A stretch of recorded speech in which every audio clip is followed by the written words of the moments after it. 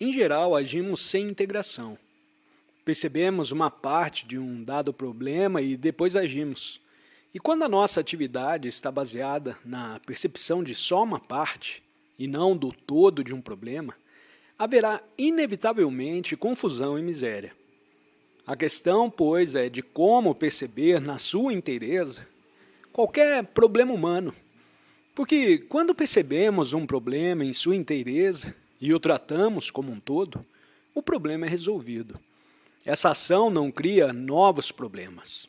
Se sou capaz de perceber como um todo, e não apenas parcialmente, o problema da avidez, da violência, do nacionalismo, minha ação não produzirá outras catástrofes e mais sofrimentos. Como é que nos aplicamos a um problema? Se nos aplicamos a um problema com o desejo de achar uma solução ou a causa do problema, entramos no problema com uma mente muito agitada, não é? Tem um problema e deseja achar uma solução. Portanto, está muito interessado na solução e sua mente já está ansiosa por encontrá-la. Isso é, o problema não te interessa, só te interessa a solução do problema. Por que isso acontece? Porque só quer a solução do problema e perde de vista a significação do problema. Visto que nossa mente está agitada, não pode em absoluto perceber o problema em sua inteireza, pois só se pode ver um problema em sua inteireza quando a mente está tranquila. Só há percebimento do todo quando a mente está completamente tranquila. Mas esse silêncio, essa serenidade, não é provocada ou produzida por meio de disciplina ou de controle. Vem a serenidade só quando cessam as distrações, quando a mente toma conhecimento de todas as distrações. A mente está interessada em muitas coisas, em problemas multiformes.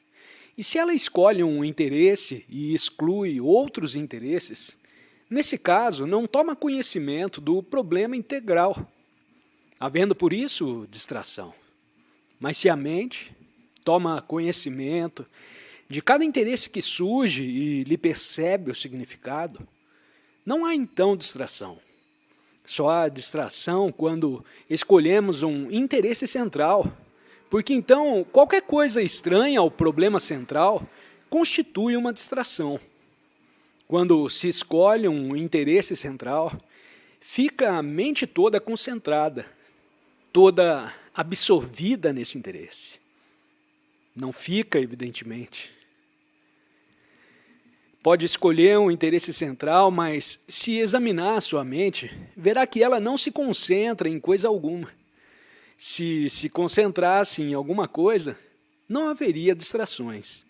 Mas isso não é possível, porque ela tem muitos interesses. Uma distração significa que existe um interesse central e, portanto, tudo o que compete com o interesse central constitui uma distração. A mente que tem um interesse central e está resistindo às chamadas distrações não é uma mente tranquila. Essa mente está apenas fixada numa ideia, numa imagem ou fórmula. E a mente fixada em alguma coisa não é uma mente tranquila, é uma mente cativa. Assim, uma mente tranquila é essencial para a percepção do todo. E só está tranquila a mente quando compreende cada pensamento e cada sentimento que surge. Isto é, a mente se torna tranquila quando cessa o processo de pensamento. Resistir, levantar uma muralha de isolamento e viver nesse isolamento, isso não é tranquilidade. A tranquilidade que é cultivada, disciplinada, forçada à tranquilidade sob compulsão, é ilusória. E em tais condições, a mente jamais perceberá o problema como um todo. O viver é uma arte, e a arte não se aprende num dia. A arte de viver não se encontra em livros e nenhum guru vai lhe dar. Mas visto que compra livros e segue gurus, sua mente está cheia de ideias falsas, cheia de disciplinas, de regras e restrições. Porque sua mente nunca está tranquila, nunca está serena e é incapaz de perceber qualquer problema como um todo. Para se ver qualquer coisa plenamente, integralmente, se necessita liberdade. E a liberdade não vem por meio de compulsão, de um processo de disciplina, de repressões, mas só quando a mente se compreende a si mesma, o que é autoconhecimento. Essa forma superior de inteligência, que é o pensar negativo, só aparece quando o processo de pensamento cessou. E nessa vigilante tranquilidade, se percebe o todo do problema. E só então há a ação integrada, a ação plena, correta e completa. Se confia em autoridades, você está perdido. O especialista é uma pessoa desintegrada e o que ele diz de sua especialidade não pode levar à ação integrada. Porque se cita um psicólogo e um outro cita outro psicólogo de opinião contrária, em qual você acredita? O que pensa e o que eu penso valem mais do que todos os psicólogos juntos. Tratemos, pois, de descobrir por nós mesmos, abstendo-nos de citar o que dizem os psicólogos e os especialistas. Esse caminho só conduz à confusão mais completa e ao conflito da ignorância. A questão é essa. A repetição de um mantra ou prática de um rito embota a mente. E a outra questão é, concentração numa ideia aguça a mente?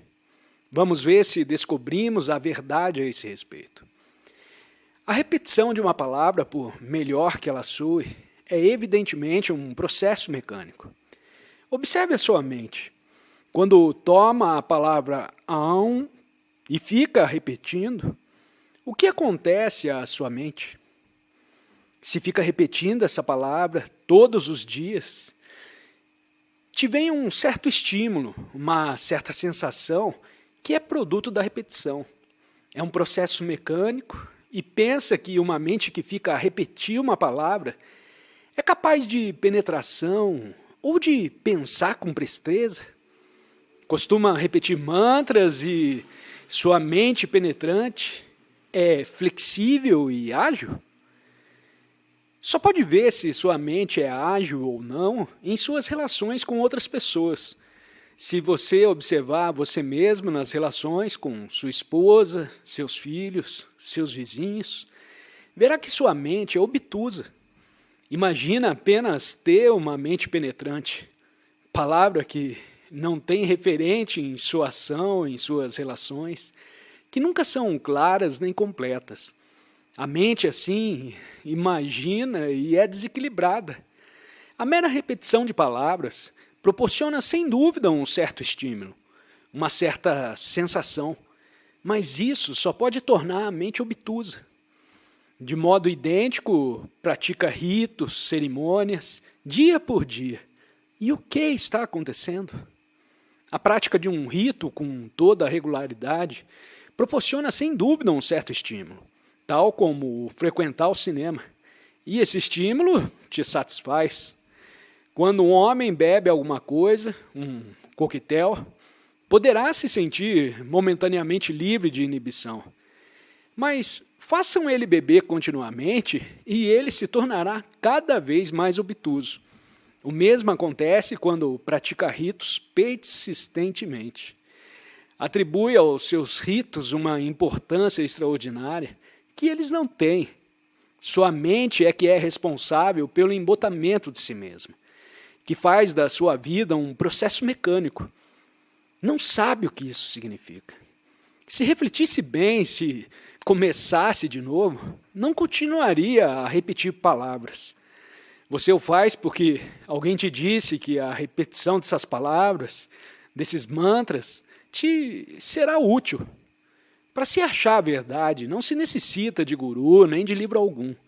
Para termos a mente lúcida, devemos examinar a fundo cada questão, cada movimento de pensamento, cada vibração de sentimento.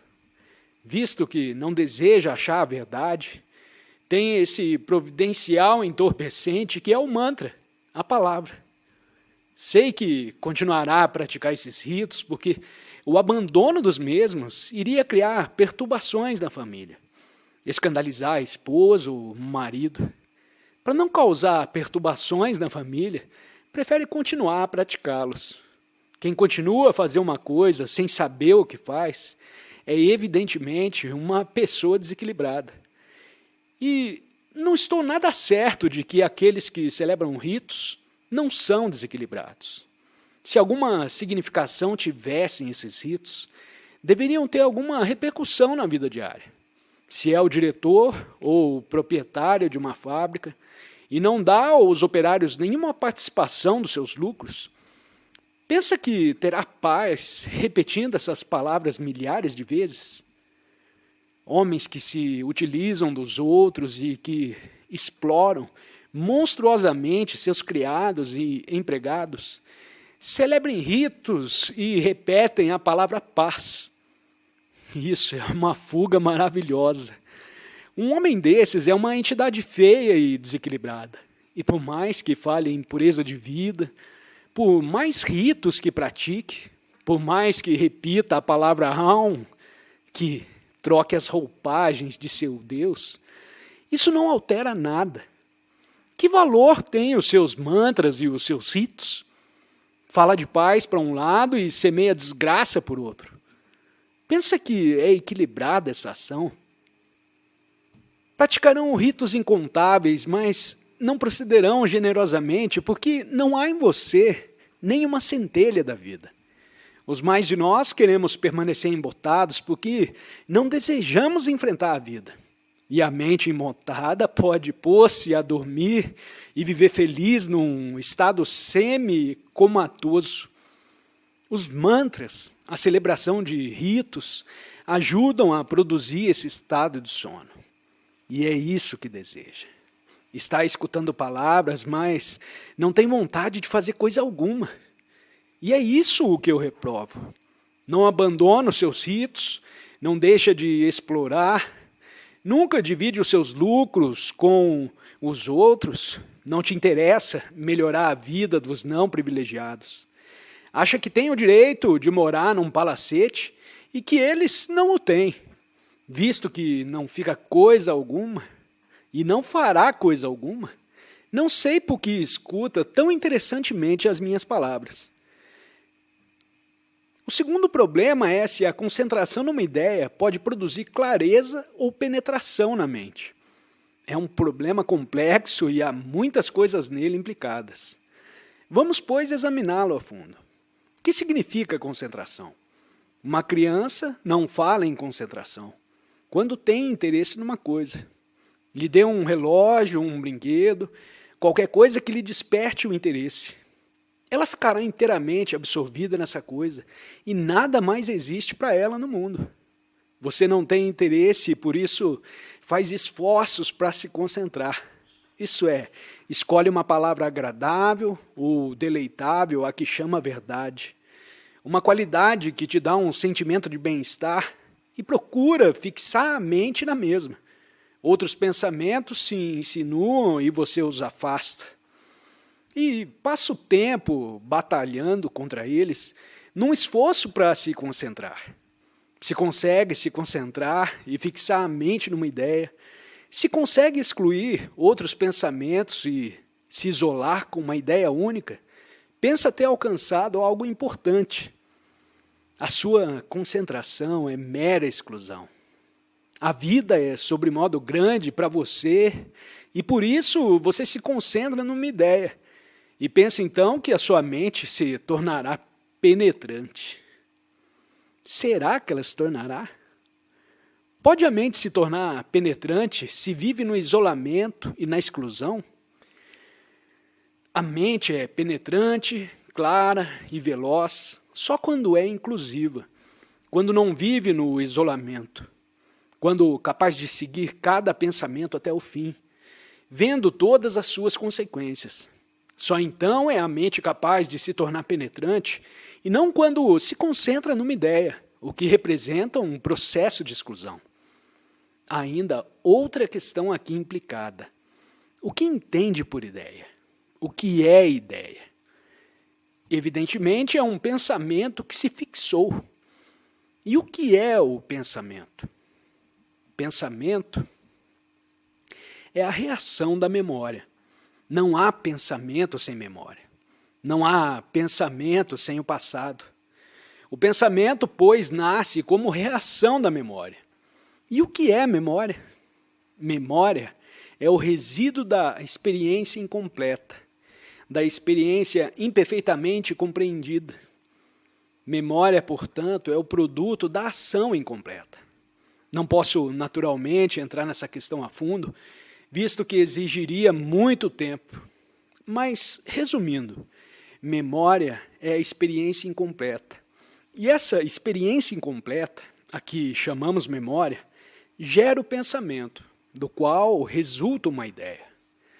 Logo, a ideia é incompleta. E quando você se concentra, sua mente é incompleta. E a mente incompleta sempre será insensível. A mente só se torna sensível quando é ágil, lúcida, quando, tendo consciência de sua própria reação, está livre da reação.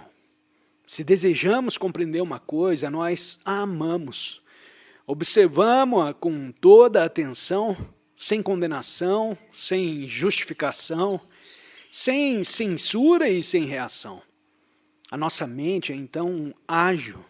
Nossa ação não se baseia em ideia que é mero prolongamento da memória e, portanto, incompleta. A mente que é forçada a concentrar-se, que foi imolada a uma ideia, identificada com uma ideia, é uma mente obtusa, visto que uma ideia nunca pode ser completa. E, como em geral vivemos de ideias, nossas mentes são obtusas. Só quando a mente é livre, capaz de extraordinária flexibilidade, só então pode haver a compreensão da verdade.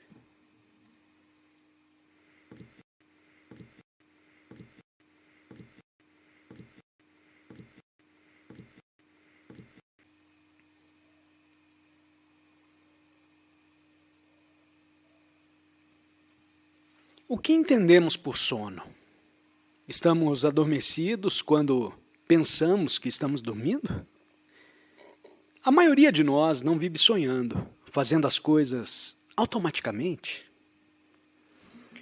Quando as influências ambientes nos obrigam a determinadas ações, não estamos dormindo. Por certo, recolher-se à cama não é a única espécie de sono que a maioria das pessoas busca. Muitos de nós queremos esquecer, queremos ser insensíveis, não ser perturbados. Queremos uma vida fácil e confortável, e assim nos pomos a dormir, mental e emocionalmente, enquanto continuamos a fazer coisas com grande atividade. Para compreendermos esse problema, precisamos entender a questão da consciência. O que entendemos por consciência? Não cite o que outras pessoas disseram a respeito, seja Shankara ou Buda. Pense por você mesmo. Não li livros sagrados, o Bhagavad Gita ou os Upanishads, nem livros de psicologia. Uma pessoa precisa pensar de maneira nova quando deseja encontrar a verdade. Não se pode conhecer a verdade por intermédio de outro. O que se repete é mentira. Pode ser verdade para outra pessoa, mas se o repete, torna-se mentira. A verdade não pode ser repetida. Ela tem de ser experimentada. E não pode experimentá-la se está enredado em palavras. Teremos de verificar o que se entende por consciência. A consciência, de certo, é um processo de reação a um estímulo, a que chama experiência. Isso é, há um desafio que é sempre novo, mas a reação é sempre velha. A reação ao novo, a reação a um desafio, é experiência. Essa experiência recebe uma designação, um nome, um rótulo, indicando que ela é boa ou má, agradável ou dolorosa, e sendo depois registrada e arquivada.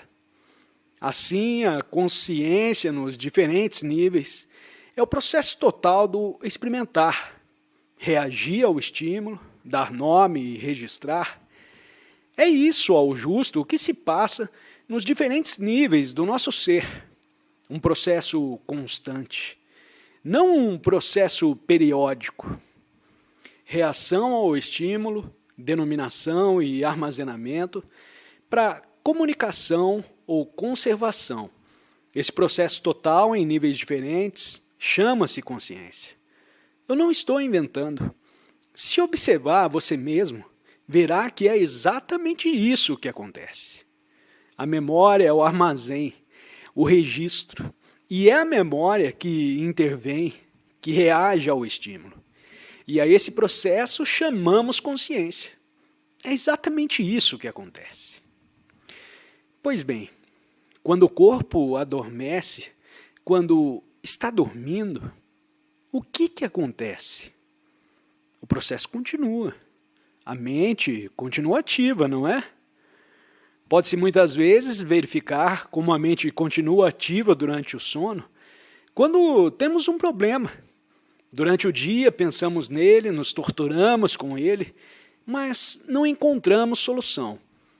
Quando despertamos, temos uma nova maneira de olhar o problema. E como acontece isso?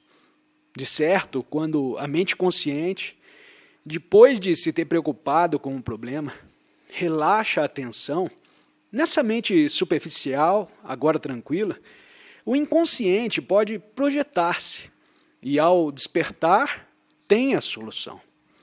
A mente consciente nunca está tranquila. Está perpetuamente ativa em todas as suas camadas. Não é possível, nas horas em que estamos despertos, aquietar a mente. Mas quando, durante o sono, a camada superficial da consciência está tranquila, o inconsciente se projeta e fornece a resposta certa.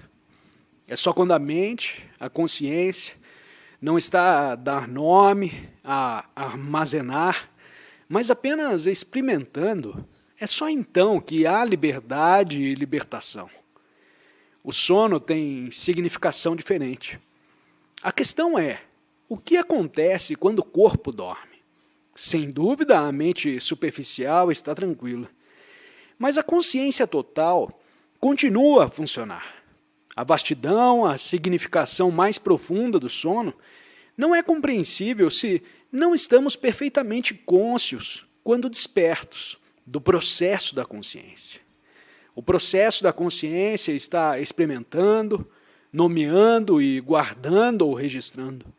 E quando esse processo for mantido integral, não haverá liberdade. A liberdade, a libertação, só pode vir quando o pensamento cessa, sendo o pensamento produto da memória, a qual, por sua vez, é experimentar, dar nome e registrar. A liberdade só é possível quando há um percebimento completo, tranquilo, de tudo o que se passa em redor e dentro de nós. E isso nos leva a uma outra questão. O que é o percebimento?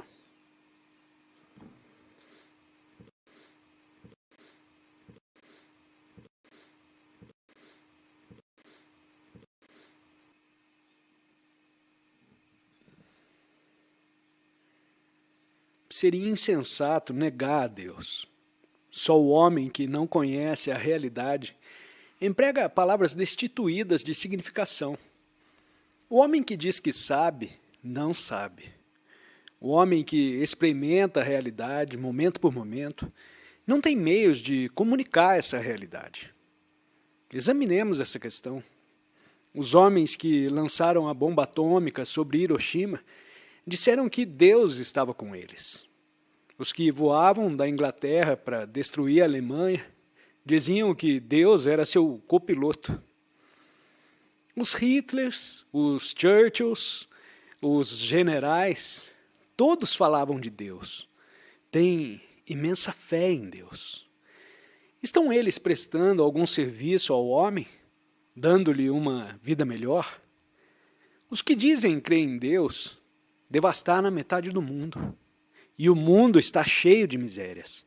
Por causa da intolerância religiosa, temos separações das pessoas em crentes e não crentes. Separações que conduzem a guerras religiosas. O que indica isso é que tem uma mentalidade extraordinariamente política. E o capitalista tem sua gorda conta corrente no banco, o coração insensível e a mente vazia. Não ria. Não ria porque faz exatamente a mesma coisa. Os que têm o coração vazio também falam de Deus.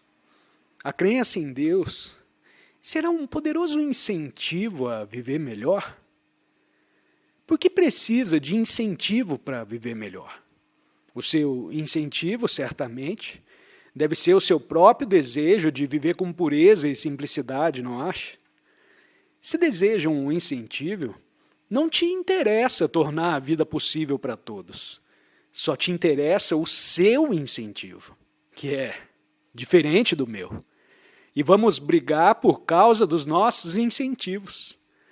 Mas se vivemos felizes todos juntos, não porque cremos em Deus, mas porque somos entes humanos, possuiremos então em comum todos os meios de produção, a fim de produzirmos para todos as coisas necessárias.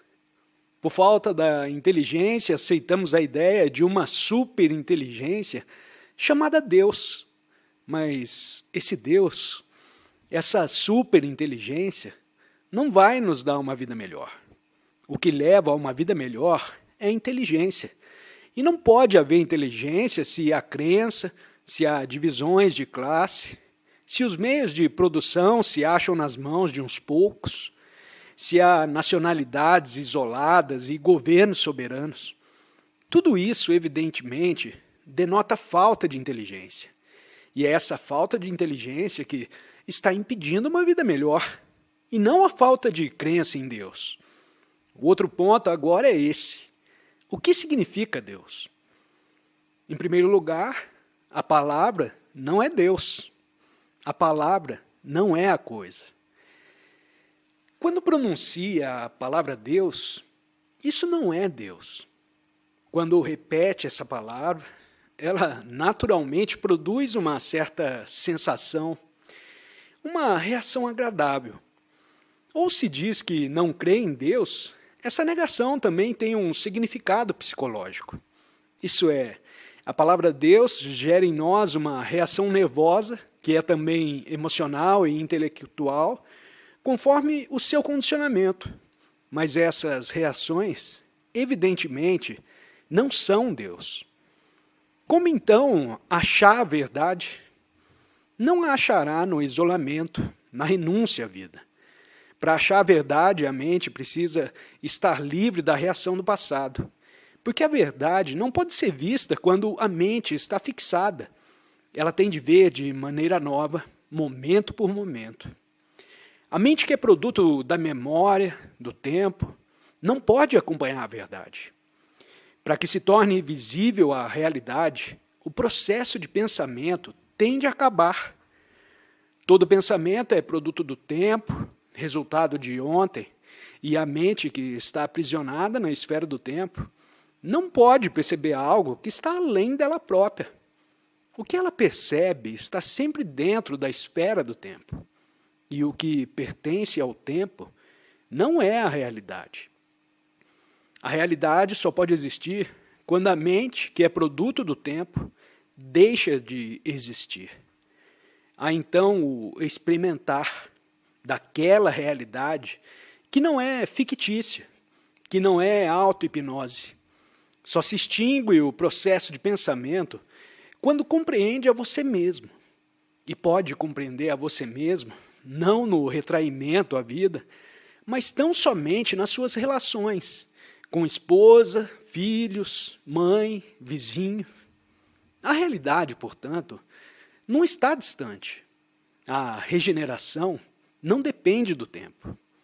A regeneração, essa revolução interior, portadora de esclarecimento, só se concretiza ao perceber o que é. Ela não exige tempo, exige compreensão, exige atenção lúcida. Só quando a mente está tranquila, vem a regeneração. A experiência da realidade não é questão de crença. Quem crê nela não a conhece. E quem fala a seu respeito está apenas dizendo palavras. Palavras não são experiência, não são a realidade. A realidade é imensurável. Não pode ser ensinada com palavras floridas, assim como a vida não pode ser encerrada dentro das muralhas da posse. Só quando a mente é livre, vem a criação.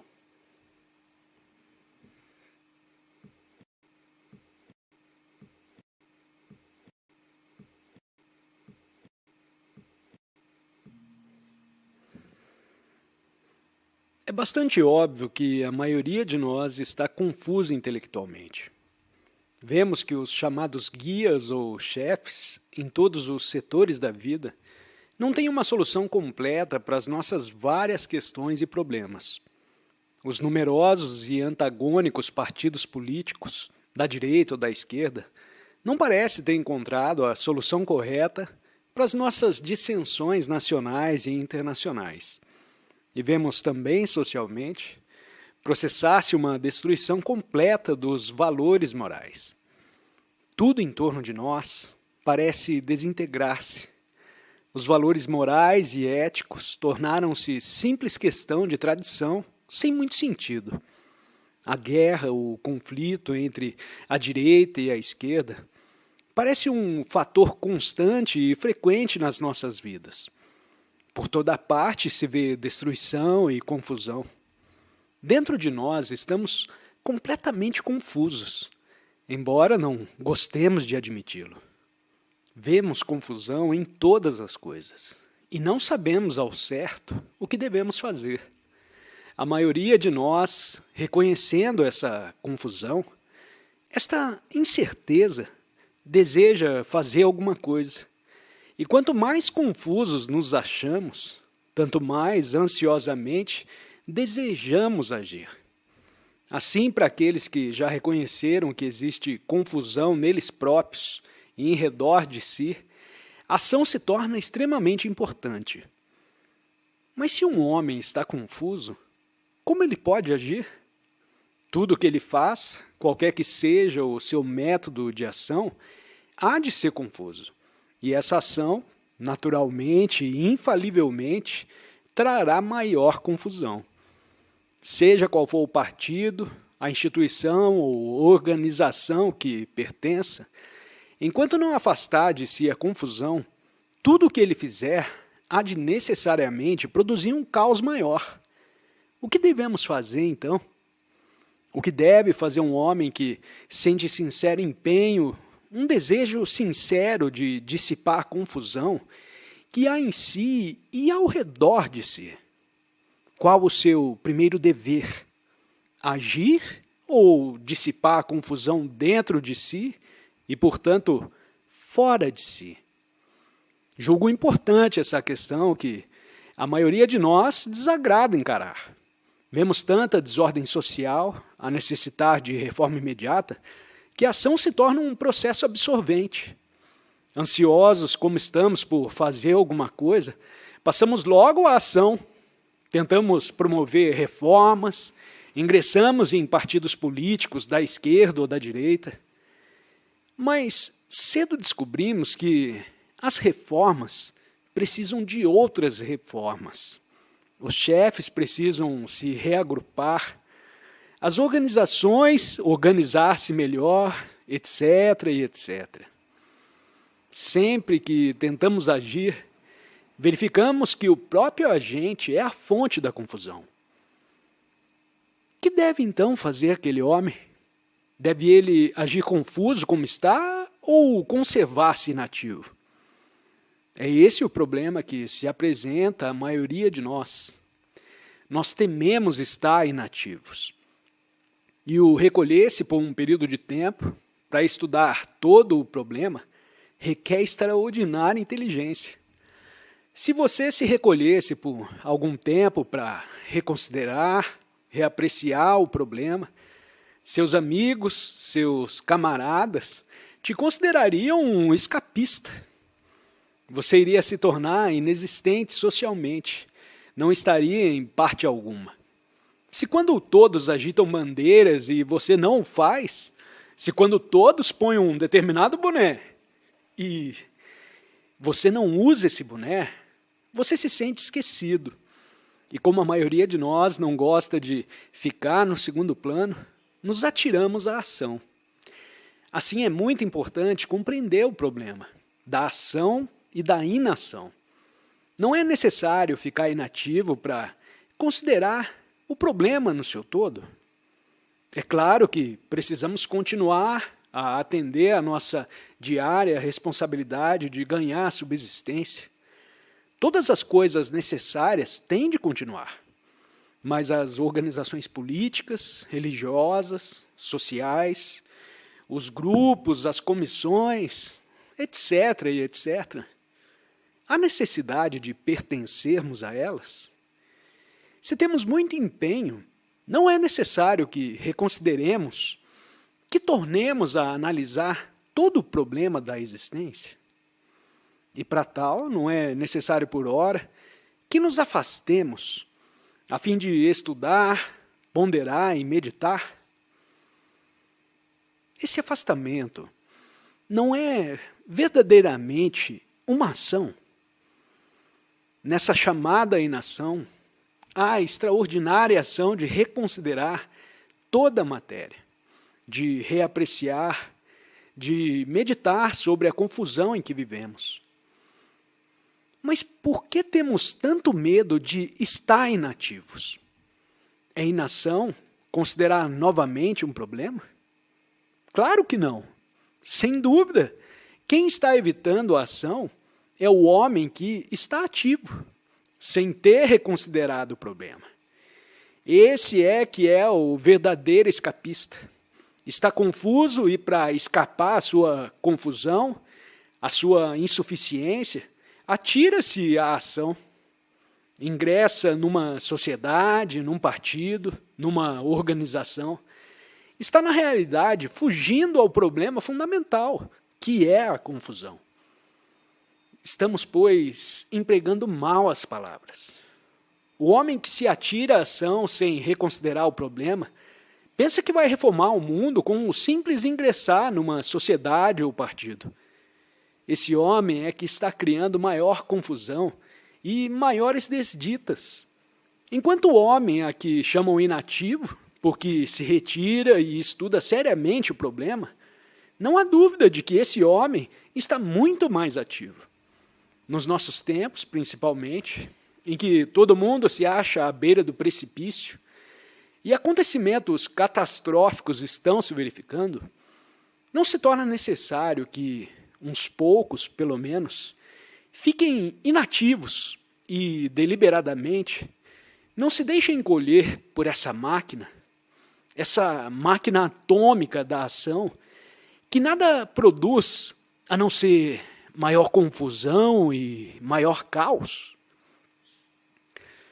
Certo, os que têm empenho hão de retirar-se, não da vida, não das atividades diárias, mas retirar-se a fim de descobrir, estudar, explorar, investigar a causa da confusão.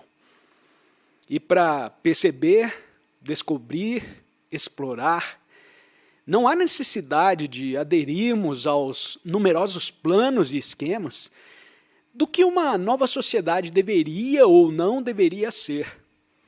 Tais planos, evidentemente, são inúteis de todo, porque o homem que está confuso e só cuida de pôr em prática certos planos, ocasionará maior confusão.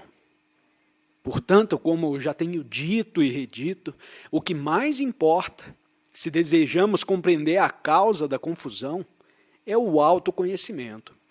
Sem compreendermos a nós mesmos, não pode haver ordem no mundo.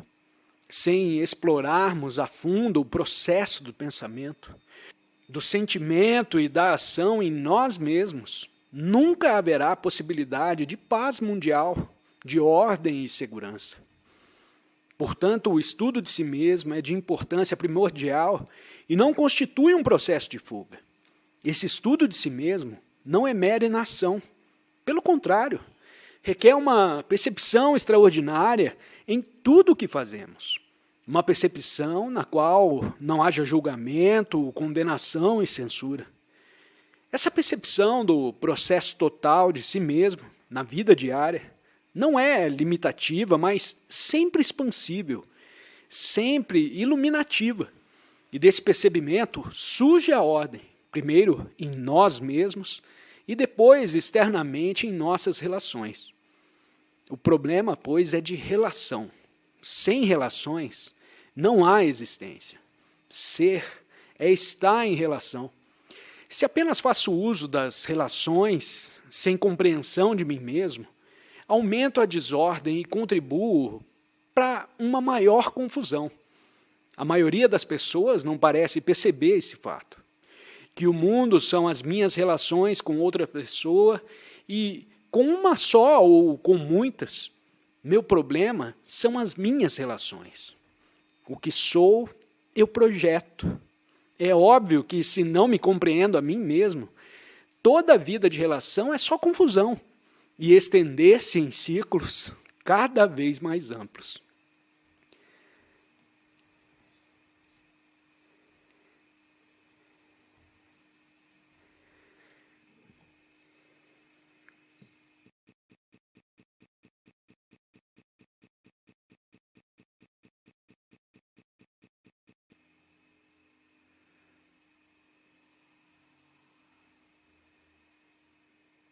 As minhas relações assumem extraordinária importância. Não as relações com a chamada massa, mas no mundo de minha família e meus amigos, por pequeno que ele seja, minhas relações com minha esposa, meus filhos, meu vizinho. No mundo de vastas organizações, vastas mobilizações de indivíduos, movimentos de massa, temos medo de agir em escala pequena. Temos medo de ser pessoas insignificantes, ocupadas em limpar o seu próprio pedacinho de terra. E dizemos para nós mesmos, pessoalmente, o que eu posso fazer? Preciso aderir a um movimento coletivo a fim de promover a reforma. Pelo contrário, a verdadeira revolução não é realizável pelos movimentos coletivos, e sim por uma interior reavaliação das relações. Só isso constitui uma verdadeira reforma, a revolução radical e contínua. Receamos começar em escala modesta. Por ser tão vasto o problema, pensamos que devemos enfrentá-lo junto com multidões de pessoas, com uma grande organização, com movimentos coletivos. Ora, precisamos começar a resolver o problema em pequena escala. E essa escala pequena é o eu e o vocês. Quando compreendo a mim mesmo, compreendo a vocês.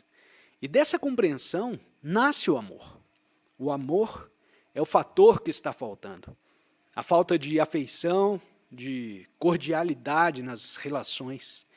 E por que falta esse amor, essa ternura, essa generosidade, essa compaixão em nossas relações, nos escapamos para a ação em massa, que produz maior confusão e maior miséria. Enchemos os nossos corações de planos para a reforma do mundo, desprezando o único fator solucionador, que é o amor. Não importa o que faça, sem o elemento regenerador do amor, tudo o que fizer há de produzir mais caos. A ação do intelecto não produzirá solução alguma. Nosso problema são as relações e não qual o sistema, qual o plano que devemos seguir, que espécie de organização de Nações Unidas devemos formar. O problema é a falta total de boa vontade nas relações. Não com a humanidade, que não sei bem o que significa. É a falta total de boa vontade e amor nas relações entre duas pessoas.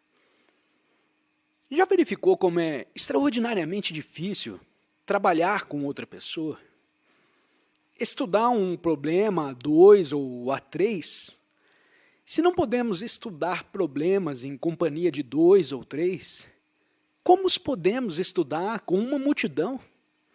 Só podemos estudar problemas juntos quando existe aquela generosidade, aquela benevolência, aquela cordialidade do amor em nossas relações. Mas rejeitamos o amor e procuramos achar a solução no árido terreno da mente. As relações, pois, são o nosso problema. E se não compreendemos as relações e nos pomos em atividade, produziremos maior confusão e maiores sofrimentos. Ação é relação. Ser é estar em relação. O que quer que faça uma pessoa, quer se retire para uma montanha ou se instale numa floresta, não pode ela viver no isolamento. Só é possível viver em relação e, enquanto as nossas relações não forem compreendidas, não pode haver ação correta. A ação correta vem da compreensão das relações, as quais revelam o processo de nós mesmos. O autoconhecimento é o começo da sabedoria.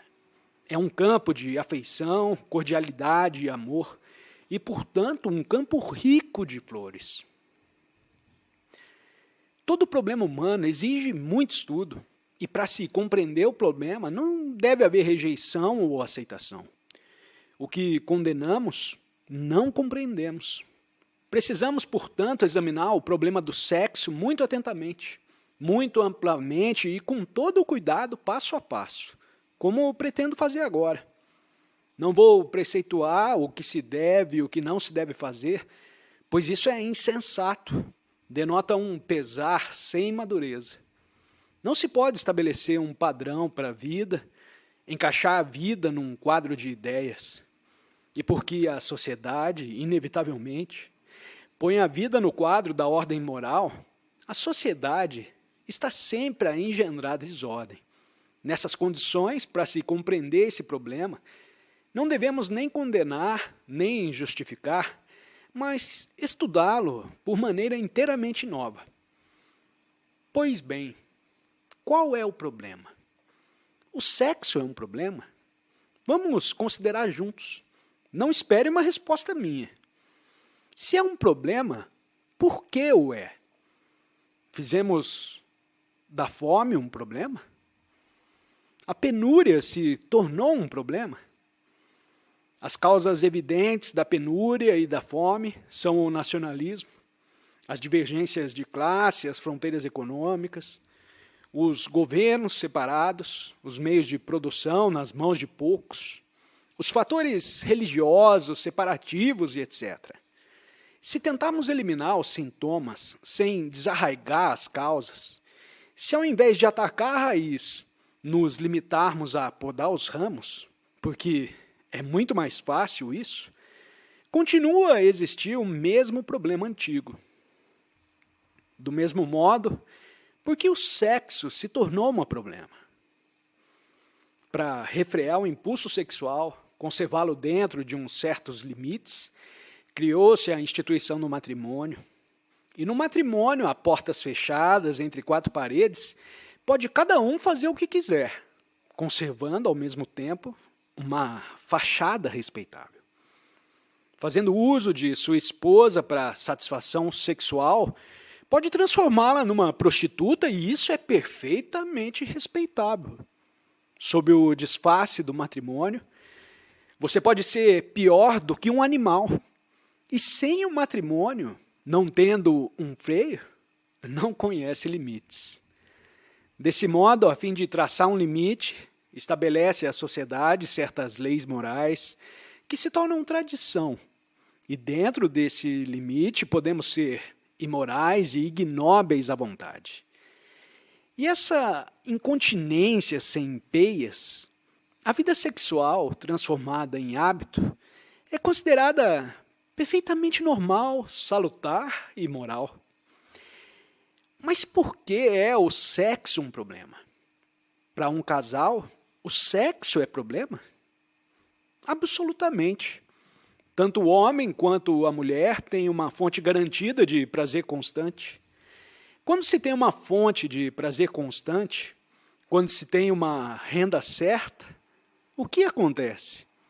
Nos tornamos embotados, fatigados, vazios, exaustos. Já notou que pessoas cheias de vitalidade, antes do casamento, depois de casarem, se tornam embotadas? Todas as fontes de vitalidade secaram nelas. Já não notou isso em seus próprios filhos e filhas? Por que se tornou o sexo um problema? É um fato patente que quanto mais intelectual a pessoa é, tanto mais sexual. Já não notou isso? E que quanto mais sentimento, afabilidade, afeição existe, tanto menos há de sexo? Porque toda a nossa cultura social, moral e educativa está baseada no cultivo do intelecto. O sexo se tornou um problema cheio de confusão e de conflito. Portanto, a solução do problema sexual reside na compreensão do cultivo do intelecto. O intelecto não é o instrumento da criação. E a criação não depende do funcionamento do intelecto. Pelo contrário, só há criação quando o intelecto está em silêncio. Só quando há criação tem significação funcionar o intelecto. Mas sem criação, sem afeição criadora, o mero funcionar do intelecto cria, obviamente, o problema do sexo. Como muitos de nós vivemos cerebralmente, como muitos de nós vivemos de palavras, e palavras são produtos da mente, a maioria das pessoas não é criadora.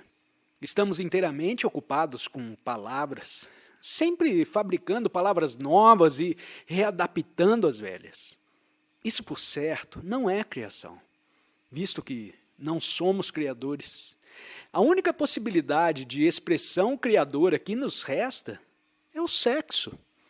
No ato sexual, há esquecimento. E é só no esquecimento que há criação. O ato sexual, por uma fração de segundo, nos dá a libertação daquele eu que é a mente, e é por isso que ele se tornou um problema. Indubitavelmente, só há possibilidade de criação na ausência de pensamento, que pertence ao eu, ao meu. Não sei se já notou que em momentos de grande crise, em momentos de grande felicidade, a consciência do eu e do meu, que é produto da mente, desaparece.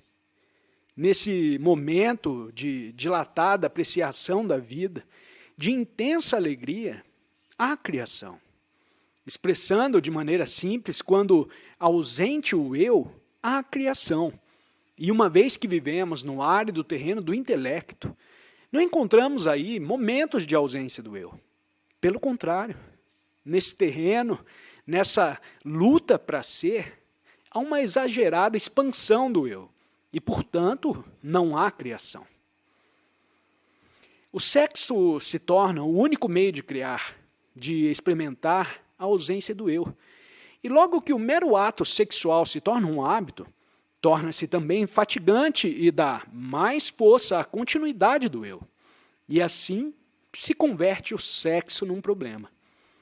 Para se resolver o problema do sexo, nos cabe considerá-lo não num determinado nível de pensamento, mas de todos os lados, sob todos os aspectos, emocional, educacional, religioso e moral. Quando jovens temos um forte sentimento de atração sexual e nos casamos, ou somos dados em casamento pelos nossos pais, como acontece aqui no Oriente. Aos pais só interessa muitas vezes ficar livre dos filhos e filhas, e o casal, o jovem e a jovem, nenhum conhecimento possui de assuntos sexuais. Pela lei sagrada da sociedade, pode o marido oprimir a esposa, destruí-la, dar-lhe filhos a cada ano, e tudo isso está muito bem. Sob o disfarce da respeitabilidade, pode ele tornar-se uma pessoa completamente imoral. Cumpre compreender e educar o rapaz e a rapariga, e isso exige uma inteligência extraordinária por parte do educador. Infelizmente, nossos pais e mães preceptores, todos necessitam dessa mesma educação. São eles tão insípidos como água de lavagem. Só sabem o que se deve e o que não se deve fazer. Só conhecem tabus. Lhes falta inteligência para esse problema. Para ajudar o jovem e a jovem, necessita-se de um preceptor novo, verdadeiramente educado. Mas, pelo cinema e pelos anúncios, com suas raparigas seminuas, suas mulheres lascivas e casas suntuosas, e por vários outros meios, a sociedade está estimulando os valores sensuais. O que se pode esperar daí? Se é casado, o homem se satisfaz à custa da esposa. Se é solteiro, vai procurar alguém às ocultas. É um problema difícil de despertar a inteligência do jovem e da jovem. Por toda parte, entes humanos exploram-se uns aos outros pelo sexo, pela propriedade nas relações. E, religiosamente, não há nada, nada mesmo de criador. Muito ao contrário. A constante meditação, os ritos, os pujas, são puros atos mecânicos com certas reações. Mas isso não é pensar criador. Não é viver criador. Religiosamente, somos meros tradicionalistas, e por isso não há nenhuma investigação fecunda para o descobrimento da realidade. Religiosamente está subordinado a uma disciplina, e onde há disciplina, seja no sentido militar, seja no sentido religioso, não pode, de certo, haver uma ação criadora. Por isso busca a expressão criadora no sexo. Liberta a mente da ortodoxia, de ritos, disciplinas e dogmatismos, para que ela possa ser criadora. E o problema do sexo deixará de ser tão grande ou tão dominante. Há um outro aspecto desse problema nas relações sexuais entre homem e mulher. Não há amor. A mulher é utilizada apenas como um meio de satisfação sexual. Positivamente, senhores, o amor não é produto da mente. O amor não é resultado do pensamento. O amor não é o fruto de um contrato. Aqui nesse país, o jovem e a jovem casam-se quase sem se conhecerem e têm relações de sexo. Aceitam um ao outro dizendo, você me dá isso e eu te dou aquilo. Ou você me dá o teu corpo e eu te dou a minha segurança, te dou a minha afeição calculada. Quando o marido diz, te amo, isso é pura reação da mente. Pelo fato de proporcionar à esposa uma certa proteção, espera e obtém concessões da parte dela. Essas relações de cálculo chamam-se amor. Isso é o fato patente. Posso desagradar vocês por expressar isso tão brutalmente, mas esse é o fato real. Essa espécie de casamento dizem que se faz por amor, mas não passa de mera troca mercantil. É um casamento banha, revelando a mentalidade de feira. Por certo, nesse casamento pode haver amor? Pode realmente? O amor não é uma coisa da mente, mas, visto que cultivamos a mente, empregamos a palavra amor, abrangendo a esfera da mente. Ora, decididamente, o amor nada tem que ver com a mente. Ele não é produto da mente. O amor é de todo independente de cálculo, de pensamento. Quando não existe amor, então a estrutura do casamento como instituição se torna uma necessidade. Quando há amor, o sexo não é problema. É a falta de amor que faz dele um problema. Você não sabe disso? Quando ama alguém verdadeiramente, profundamente, não com o amor da mente, mas com aquele amor que vem do coração, você lhe dá a ele ou a ela tudo o que tem. Não só o corpo, mas tudo. Na sua tribulação, você lhe pede ajuda e ela te dá. Não há divisão entre homem e mulher quando ama alguém. Mas existe um problema sexual quando não conhece esse amor. Nós só conhecemos o amor do intelecto. O pensamento o produziu e um produto do pensamento é sempre pensamento, nunca amor. O problema do sexo, pois, não é simples e não pode ser resolvido no seu próprio nível. Querer resolvê-lo biologicamente apenas é um absurdo. Abeirar-se dele pela religião ou tentar resolvê-lo como se ele fosse uma mera questão de ajustamento físico, de funcionamento glandular, ou cercá-lo de tabus e condenações, é muito pueril e estúpido. Esse problema exige inteligência de ordem superior. A compreensão de nós mesmos em nossas relações com outras pessoas requer inteligência muito mais ágil e sutil do que o compreender a natureza. Mas queremos compreender sem ter inteligência. Queremos ação imediata, solução imediata, e o problema se torna cada vez mais grave. Já não viu um homem que tem o coração vazio? Como seu rosto se enfeia e como produz filhos feios e imaturos? E por que não se lhes dá afeição, permanecem eles imaturos toda a vida? Olhe seus rostos no espelho. Veja como são sem forma, vagos. Você tem cérebro para investigar e está na dependência do cérebro. O amor não é mero pensamento. Os pensamentos são só a ação superficial do cérebro.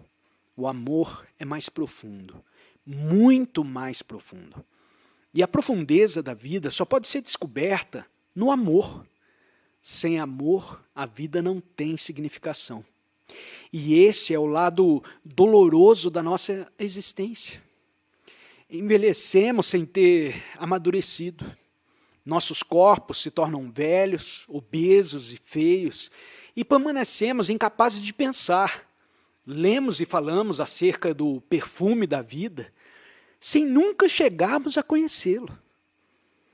Só cuidar de ler e de verbalizar, isso indica uma total ausência daquele ardor de coração que enriquece a vida. E sem essa qualidade que se chama amor, você pode fazer o que quiser, ingressar em qualquer sociedade, criar qualquer lei, você não vai conseguir resolver o problema. Amar é ser casto. O mero intelecto não é castidade. O homem que se esforça pelo pensamento para ser casto é incasto, porque não tem amor.